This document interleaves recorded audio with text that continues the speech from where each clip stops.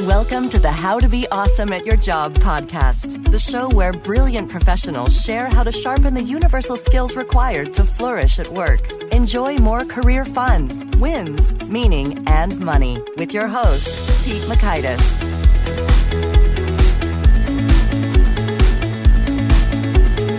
Hello, and thanks so much for joining us here for episode 207 with Dan McGinn. Dan is talking about getting psyched up, how it's done and why it's powerful. I hope there's things in life right now that are getting you psyched up. I am psyched up because on the day this releases is my birthday. So that's fun. Yay. And I'm also psyched up because we bought a place, we moved in, and there's multiple levels. So on the second floor, we've been doing all these renovations and now it's ready to rent out, which is cool. So if you know someone in Chicago who would like to have a charming 3-bedroom home, a 4-minute walk from the Brown Line, send them to me, Pete, at awesomeatyourjob.com. And I'm also psyched up for just this episode, which is a whole lot of fun and a valuable conversation. So you'll learn 1, how to amp up confidence and dial down anxiety. 2, how to psych yourself up with your own greatest hits. And 3, the best pump-up music there is. So if you'd like to check out the show notes or the transcript or the links to items that we've referenced here, it's on over at awesomeatyourjob.com/ep207. Here is Dan's story. Daniel McGinn is a senior editor at Harvard Business Review, where he edits the Idea Watch and How I Did It sections, manages the magazine's annual best performing CEOs in the world ranking, and edits feature articles on topics including negotiation, sales, and entrepreneurship. He's the author of multiple books, including Psyched Up. Now, here's Dan. Dan, thanks so much for joining us here on the How to Be Awesome at Your Job podcast. Hi, Pete. Thanks for having me. Well, I'm excited to dig into some of this fun, and I learned about you that you did a stint at Harvard bartending school, but you say your relationship these days with mixology isn't the greatest. Yeah, well, HBS, or Harvard Bartending School, is the slightly less prestigious branch of Harvard. It's not Harvard Business School, it's Harvard Bartending. I went in college, I got a certificate, and like a lot of degrees, I never really used it. And, I'm happy to pour you a beer, but that's as much about as I can do in mixology these days. Oh, that's fair enough. It's so funny. When I first read Harvard Bartending School, I was like, is that a joke? Like HBS, Harvard Business School, like they drink so much. It's it's called Harvard Bartending School, or is that's a real thing? But no, that is a real thing. It's a real thing over in Harvard Square, or at least it was when I was in college. I'm not sure if the institution survives or not, but it was a reputable school of mixology back in the 90s. Well, yeah, I found them on Yelp, and it seems like they're still doing their thing. So yeah, now I know, and so that's fun. Well, now I'd love to hear about, you've got a book here. It's new, it's fresh, it's called Psyched Up, and that's an awesome title. Can you give us a little bit of the backstory in terms of what's it all about and why does it matter? Sure. So like a lot of people, when I'm not at my job, I'll sometimes turn on the television and watch some sports, especially here in Boston, where we're lucky to have some very good sports teams. So if you watch Tom Brady before a football game, or if you watch an Olympic athlete before they compete, they're often doing a certain set of things. They're going through kind of a structured routine of superstitious rituals and habits. And if you are able to look inside their brain, they're thinking certain thoughts. In many cases, they've been taught what to do before they perform by a sports psychologist, because there's a lot of research that shows if you have this sort of right set of activities before you take the stage or take the field, you'll simply perform better. The book argues that even if you're not Tom Brady, even if you are an accountant or a lawyer or a consultant, you should have the same kind of routine before those important moments in your careers, before you make the big presentation or the big sales call, or if you're a lawyer, before you go into court. So the idea is that you should have the same kind of psych up process that a top athlete has, because it'll help you do better in your career. Okay, understood. Well, so I'm intrigued now. Can you maybe give us a tale of a before and after in terms of professionals who have been applying some of these psyched up principles and seen good things from it? Sure. A lot of the people who do this stuff naturally are themselves former athletes who learned to do it as athletes and then carried it over to their adult profession. So one of the examples, one of the people in the book is a neurosurgeon named Dr. Mark McLaughlin. He operates down in central New Jersey. He was a good high school wrestler, but he wasn't great at first until he worked with a sports psychologist, and they figured out that he needed to be a little bit more confident and a little bit less anxious before he wrestled. So they came up with a routine of things that he would do before he went into the wrestling mat.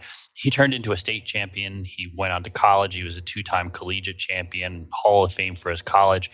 Today, if he's going to operate on your brain, he has the same kind of routine he would use before he wrestled. He goes through that when he's scrubbing and when he's in the locker room getting dressed for surgery. So he's a guy who recognizes, hey, this made me a better wrestler. Surgery is a very challenging activity. I should use the same kind of process. And I've met other people, but he's a good example. Oh, excellent. Thank you. Well, so I want to talk a little bit about some of these pre-performance rituals, but maybe before we get into the nitty-gritty of the actions, can you lay out some of the key principles that you discovered when looking through all the science? When it comes to being prepared, what are kind of like the fundamental things you want to have going? Sure. So I first started thinking about this a really long time ago, back when I was in high school. I played on the football and the basketball teams, and I was never very good at either sport, but I became fascinated by the things that the coaches and the players would do to try to get us all amped up before the game. So back then, I had a very simplistic view of what it meant to get psyched up. I thought it was like switching a light switch on or off. If you're going to get psyched up, it's all about adrenaline, and you just basically want to sort of energize yourself, psych yourself up. Once I actually started doing the research now as an adult, I have a much more nuanced view of it. It's not just about adrenaline. It's not just about flipping a switch. I think about it more as a stereo knob with 3 knobs on it. You want to amp up your level of confidence. Generally speaking, the more confident you are when you are about to do something, the better you're going to do. You want to try to turn down your anxiety as much as you can. Anxiety is, in most cases, not going to help you very much. And then you need to adjust your energy level to be appropriate to what you're doing. If you're, making a sales pitch, that's going to be a different kind of energy level than if you're competing in something athletic. Sometimes you need to be really up. Sometimes you need to be a little bit moderate. So those are the 3 knobs that I think about tuning to try to psych yourself up for any kind of activity. Oh, well, Dan, when you provide 3 things, it's so bite-sized and easy to rip right into it. So I dig that. And it's so funny. I was just thinking about knobs as I was adjusting the gain on my microphone situation mixer over here.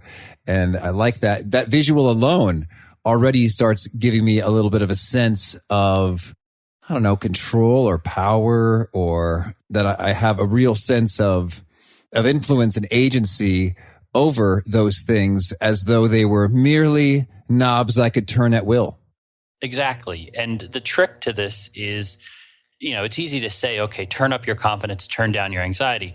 Well, how do you do that? And in the book, I list a whole bunch. Each chapter is a different technique. So some people use music. Lots of people will listen to a playlist or have certain songs they listen to help them get motivated, get confident, get energized.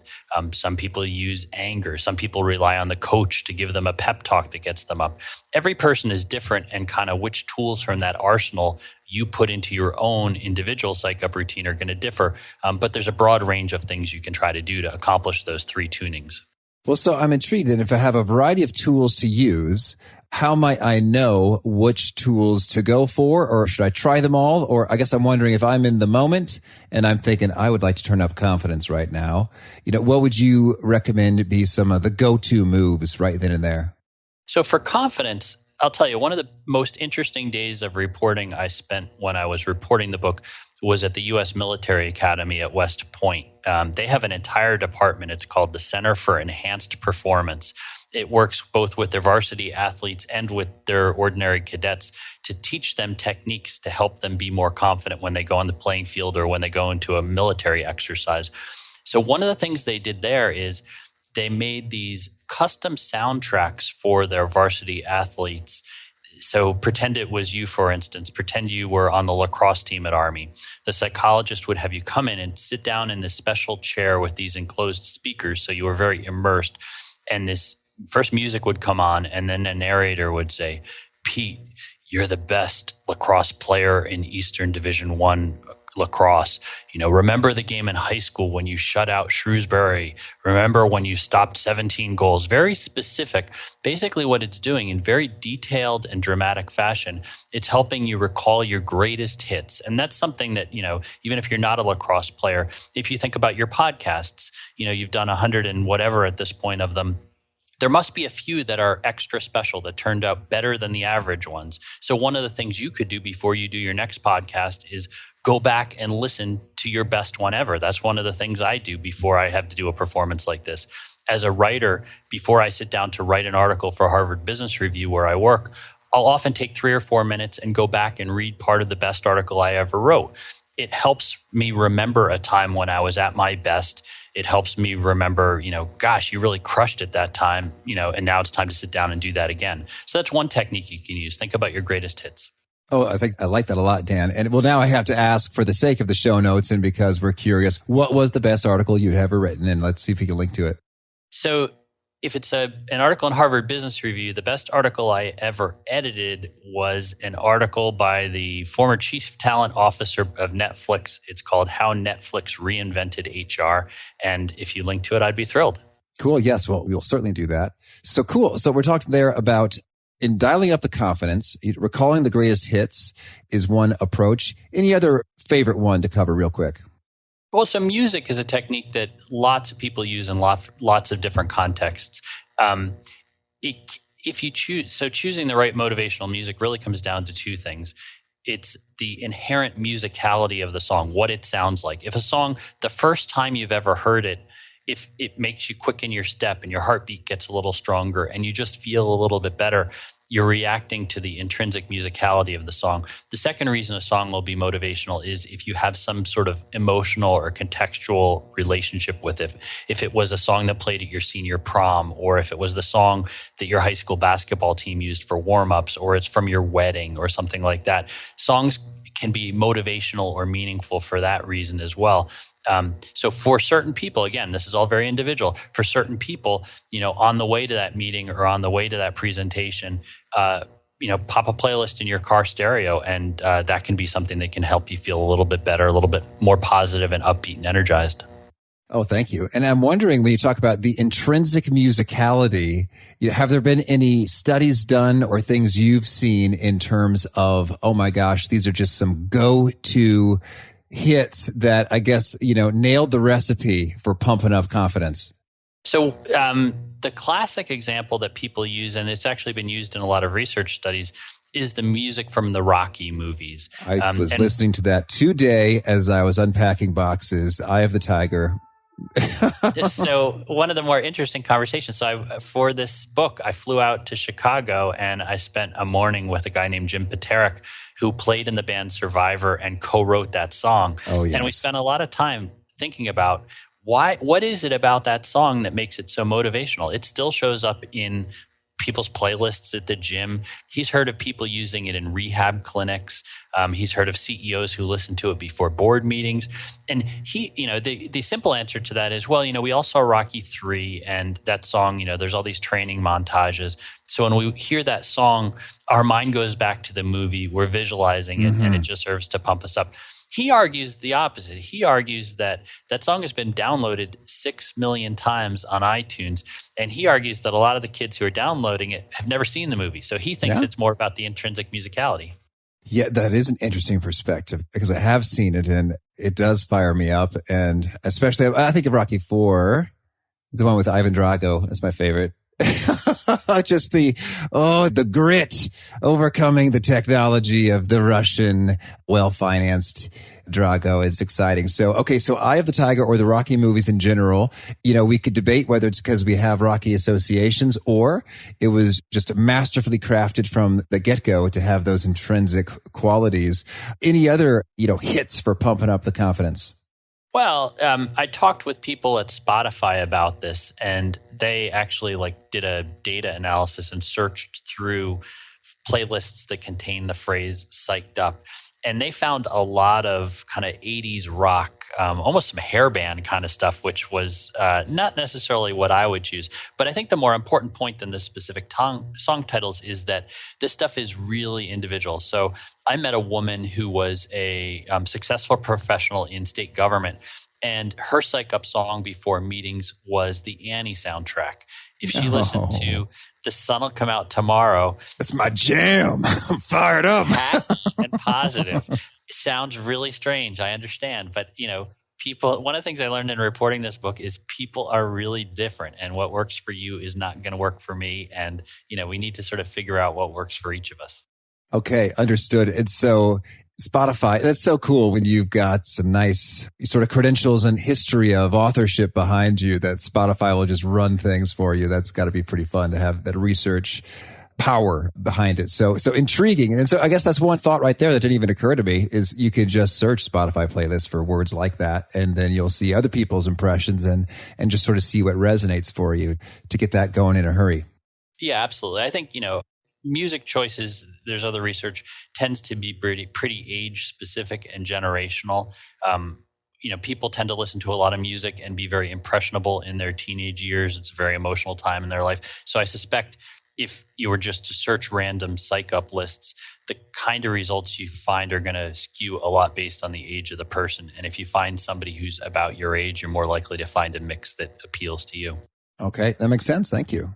Well, so now I'd love to get your take. We talked about the knob of confidence. And so let's talk about anxiety when it comes to bringing that down. And maybe before we even talk about bringing it down, I want to get your take on when it comes to, you make a point in your book about how you may be better off channeling the nervous energy rather than trying to tone down the jitters. How do you think about that? Yeah, so that's a technique called reappraisal, and some of the best research on it has been done by a Harvard Business School professor named Allison Wood Brooks. She's fairly young; she's in her 30s. She went to Princeton as an undergraduate, and she was in an a cappella singing group, a lot like the movie Pitch Perfect. And in that role, she got to see hundreds of kids audition for this very competitive singing group. And one of the things she noticed is that people who talked about being nervous tended to perform very poorly, and people who were optimistic and said things like, "Thanks for the opportunity. I'm excited to be here," they tended to perform better. So for her doctoral dissertation, when she got to the University of Pennsylvania, she actually did a whole bunch of studies trying to manipulate that. She, held singing competitions, and she would have half the group say, "I'm so excited," and half the group say, "I'm so nervous." And in general, she did it with math tests. She did it with public speaking. Thinking to yourself, "I'm excited," is generally going to be more helpful to you than thinking about nerves or anxiety. Channel yourself into the positive arousal state as opposed to the negative one. Oh, Dan, I love this, and it absolutely resonates with me and how I've lived. And it's sort of like the sensation of, say, just before jumping out of a plane, skydiving, is quite similar to sensations of about to step onto stage speaking. For me, maybe different intensities or uniquenesses, as I've done many more speeches than I've done dives out of planes. But I totally connect with that. And I've even done it. It's just that easy for myself is I'll say, "Oh, wow, I must be really excited about this," and just sort of reappropriation or reinterpreting the signals or the symptoms, because really I think biochemically, these are pretty darn similar in terms of, heart rate or breathing or sweaty palms, between fear and excitement. Yeah, I think you're right about that. So 2 points on that. So number one, I've talked to a lot of people who are sort of naturally good performers like you are, who they've never read this research, but intuitively, some of them will say, "Oh, for many years before I give a speech, I'll think to myself, I'm so excited. I'm really lucky to be here." So even though, there's actual scientific research on this, this is something that, people have intuitively come up with their own and found it quite effective. So I've heard that same sentiment from other people. The thing about being sweaty and having your heart race, one of the other most interesting days I spent reporting the book was at the Juilliard School, the music school in New York City. And they have an entire course there that helps their musicians get ready to deal with the anxiety that comes with auditions. Auditions are a really important part of being a professional musician. And one of the things they do in class is they'll have people do calisthenics and, run around and get sort of out of breath and sweaty, and then stand in front of the class very quickly and have to play. And it's all about getting you used to being able to perform, even if your body is just sort of biochemically dealing with the almost unavoidable parts of being nervous. So being sweaty, dry mouth, all these sorts of things. These are symptoms of anxiety. They're symptoms that musicians, have to deal with routinely, and sort of getting yourself accustomed to dealing with that is something that Juilliard finds quite valuable. Oh, thank you. So when it comes to anxiety, we talked about reappraisal. And then are there some other approaches you encourage in terms of dialing down anxiety? So at Juilliard, they teach a bunch of different things. One of the technique that they probably rely most heavily on is called centering, like being in the center of something, turning that into a verb. It's a sort of a practice of breathing and a series of sort of very specific thoughts. It's one of these things, it's kind of a little bit like meditation, which is that you can read about it, but I think it's kind of hard to learn just from reading about it. There are some YouTube videos on it that are fairly effective at explaining and demonstrating it. It's also the kind of thing that, for not a lot of money and not a lot of time, somebody who's serious about it could call a sports psychologist and spend a couple of hours with them and learn how to do it.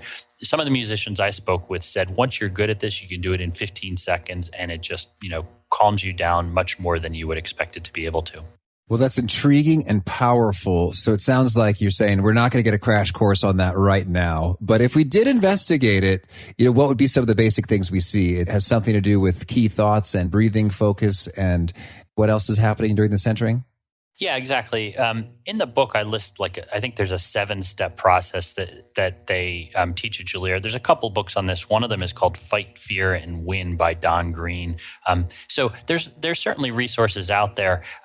I think it's for me at least, once you get into things like that involve kind of body and motion and breathing, it's just hard for me to learn that kind of thing by reading. But you're right. It's you're trying to get specific thoughts. You're thinking about sort of flinging thoughts out of your head. It's a pattern of breathing kinds of things.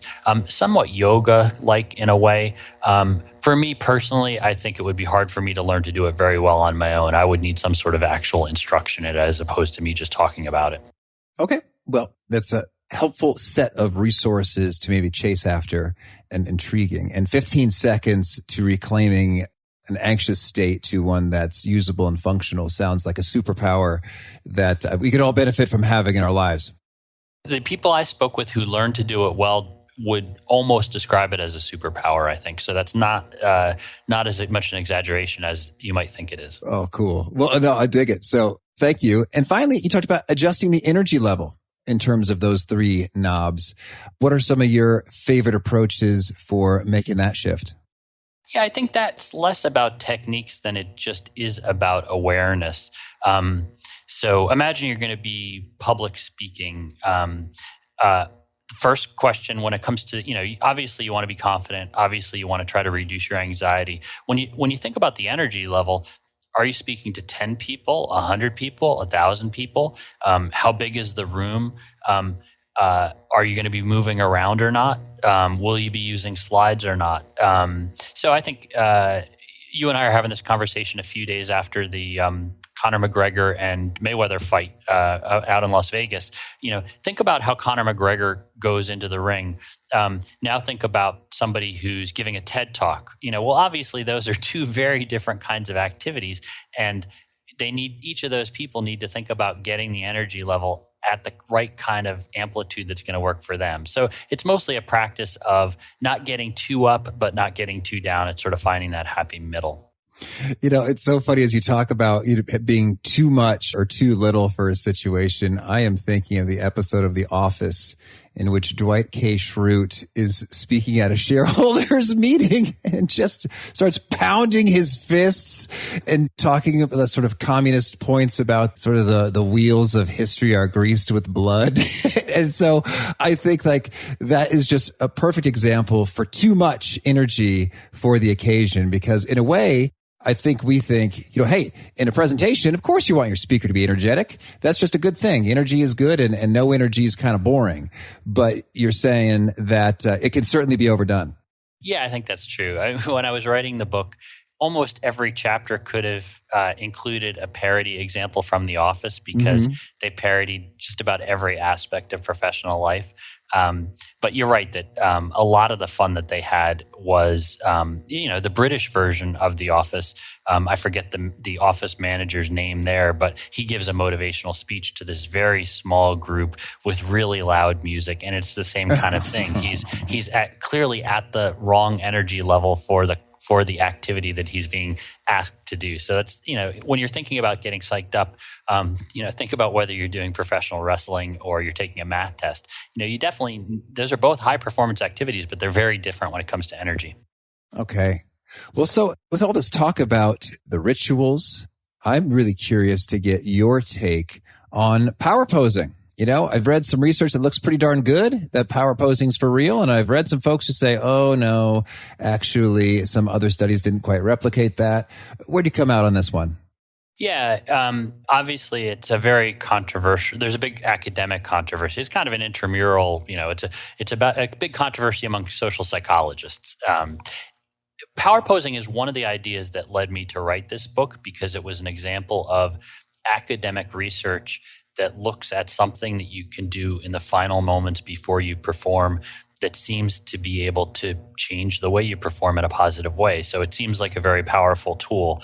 I don't have enough of a statistical background to go through the replication studies and say this one's right or this one's wrong. I do think that, in a lot of the things I talk about in the book, the placebo effect is a very strong thing. And I think one of the things Amy Cuddy says is that, a lot of people have tried power posing and tell her that it works for them. And she wrote a book on it. The book is very well done and compelling. So it's definitely something, like all the book techniques that I write about, it's something you should try. And if it works for you, more power to you, regardless of what some replication study says. I can't know whether it's changing the biochemistry in your saliva the way the Cuddy paper said it does or not. But if it makes you feel more confident and more powerful, why wouldn't you do that? Yeah, I hear you. Well, Dan, I'd just love to get your personal take. I think for me, it does. How about you when you give it a shot? Yeah, the biggest criticism I would have of power posing is that if you do it where people can see you, you might look a little bit silly. Oh, right. And so the idea behind power posing is what they call priming, the idea that something you do for just a couple of moments can put you in a different frame of mind. So one of the people I spoke with in the book, he's done research that looks at written priming. So it's, if power posing works for you, great. But if it doesn't, or if you're sitting in a waiting room with other job interview prospects and you don't want to stand up and start standing like Superwoman, one of the things this study says is spend 2 minutes writing about a time you felt powerful. And there's actual research that people who do that before a job interview tend to come across as more confident and we're more likely to get the job. So there are alternatives that try to harness the same power that power posing has, but that are a little bit quieter, a little bit less elaborate and visible. And so you might poke around at some of those. Oh, I really like that notion of writing about a time you felt powerful. It's kind of like a reprise, if you will, of one of the first things you mentioned, which is recalling your greatest hits. So they kind of are, I think of them as sort of two sides of the same coin there. Yeah, exactly. They're a little bit different in the sense that the priming is a slightly more, again, it's a more active, it's not just thinking about it, it's physically writing it down on a piece of paper and a computer. So there's differences. But yeah, this science of priming, it's something that I think we're just beginning to tap into. One of the studies I looked at the power of visuals. So a guy who's a university professor, he would go into the fundraising offices at various colleges, and he would take half the group, and on the instructions for who they were going to call that day and what they were going to say to try to get these alumni to donate money to the university, half of the instructions at the top would have a picture of a person finishing a marathon, and the other instructions would just have blank space there. And over again, he found that putting an inspirational picture in front of people before they do a task made them work harder, made them work longer, made them more successful. And he actually didn't want it to work. He sort of thought that the science of priming was bunk, and he was trying to disprove it. And he kept trying it over and over, and it kept working and working and working. He was really frustrated to talk to him about it. But that's the theory behind. You see some of these motivational posters that companies will put up on their walls, or even if you go into a high school gym, to for a basketball game, one of the first things you'll see is the trophy case and the banners that they have on their ceiling. I think all those are sort of a subtle form of priming in the way they're subconsciously up there. The team is reminded of the fact that this high school has a grand tradition. So things like that, companies can actually harness that. In the wall in my office, I hang up some of my old articles that I like. And it's not like I stand there and stare at the wall and read them, but they're just kind of there in the background reminding me that I was successful and, again, increases the odds I'm going to do it again. Oh, Dan, I really like that. At the risk of just exposing myself to ridicule, I'm going to disclose that I keep my high school homecoming king crown in my home office. And I don't put it on very often at all, usually just to be silly with my wife, like, oh, I'm the king. But, for the most part, I just like to have it there because, that reminds me of a time in which I went from going to a pretty tiny Catholic grade school, preschool through 8th grade, to like the bigger public school. And I was in a situation where I really had a whole lot of new people I didn't know. And I managed to, over those years, really get to know them well, form some good connections and relationships and rapport, such as I genuinely liked lots and lots of my classmates and they genuinely liked me.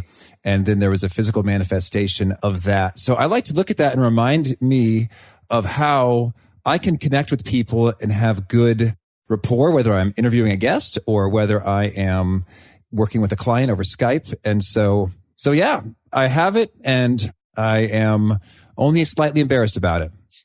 That's an amazing story. And you're right. You might risk some degree of ridicule.